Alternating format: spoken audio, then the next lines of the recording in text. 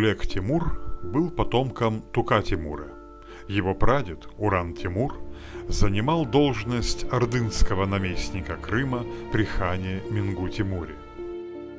Отец Тулек-Тимура, Кунчек, вслед за отцом узбека, был казнен Токтой по требованию Беклярибека Ногая после переворота, которым был свержен хан Тула-Буга. Тулек-Тимур отомстил обоим за гибель отца. Вначале он помог Токте разгромить Ногая, а затем поддержал узбека в борьбе против Токты.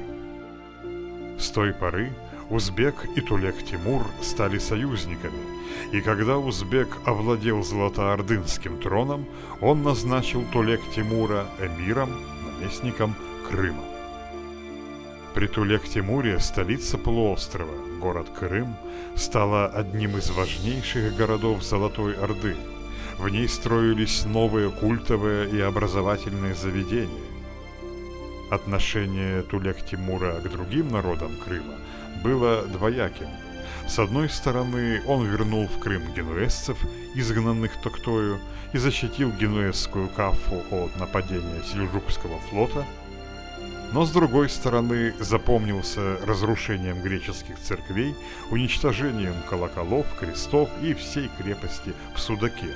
Причины этих репрессий Тулек-Тимура против греков неизвестны. В правление Тулек-Тимура в Крыму побывал марокканский путешественник Ибн Баттута. Он оставил подробное описание своих встреч с эмиром.